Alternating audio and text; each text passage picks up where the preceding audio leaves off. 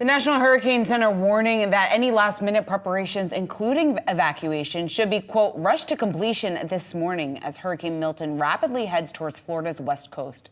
Walt Disney World joining a slew of theme parks closing today in anticipation of the, quote, catastrophic storm.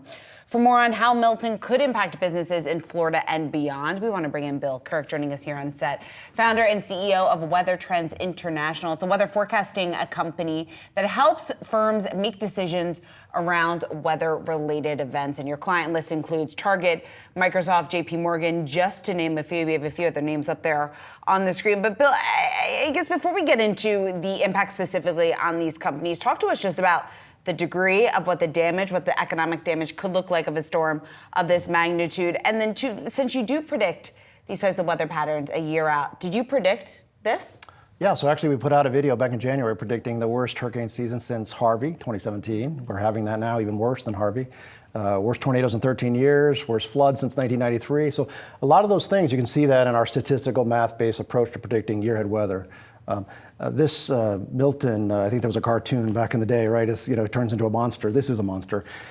Ian, back in 2022, 2 years ago, did 121 billion, and it only hit Fort Myers and swampland. Okay, this is hitting Tampa, Sarasota, Disney, Cape Canaveral. I mean, this is hitting a lot of assets. So we're projecting at least 121 billion. I just read a report today, they said 15 billion. I said that'll pale in comparison to what, So you just look at the Ian was, the other thing is this is moving about 12 hours to go across the state. That's destructive.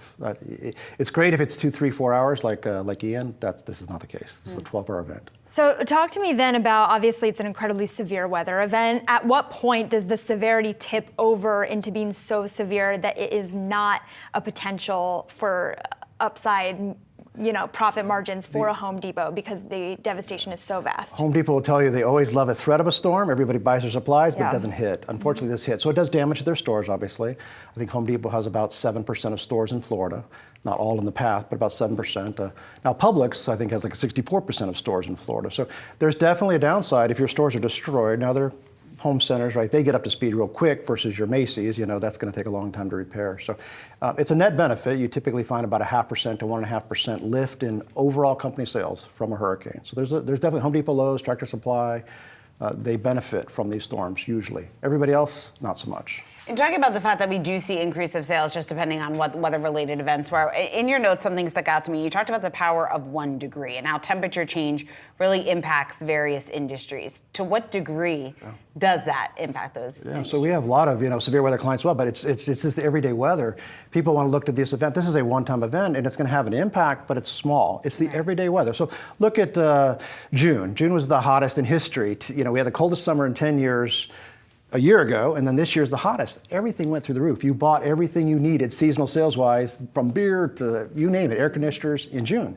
Well, then July was colder, a little cooler and wetter. It was cooler, but year on year. August was even the coldest in like 5 years. Hot, but still cold. The trend was negative. You look at store traffic, did the same thing, right? A phenomenal June, softer July, softer August. And then what happened in September? We were on a negative trajectory for same-store sales, store traffic, if you will.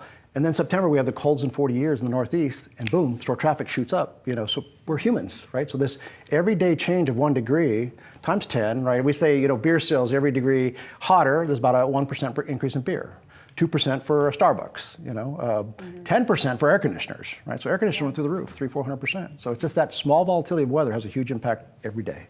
What are you telling clients then about how they should be preparing for that? So again, what we do is we project them their sales. So we're projecting sales a year ahead. I know that sounds crazy, but we do a year ahead weather by week, by store, everywhere on Earth. So the good news is we think Q3 is kind of softish. You've had blips of good. August being cooler, wetter was good. September having that brief cold spike was good, but then it got really hot again, so that's not so good here in October. So it's okay. Q4 we think is very strong. We have a very cooler, wetter, snowier, La Niña-type winter, so we think it'll be stronger. Last year was the hottest in history, right? So the sales were delayed until the polar vortex hit in January last year. This year, moving all those sales up at full price, full margin product.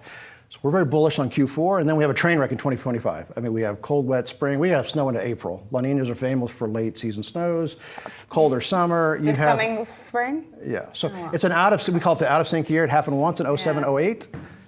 Retail recession. Bad news, Bill. Yeah, I don't like but you prepare for it, right? Better to prepare than react, right? That is true.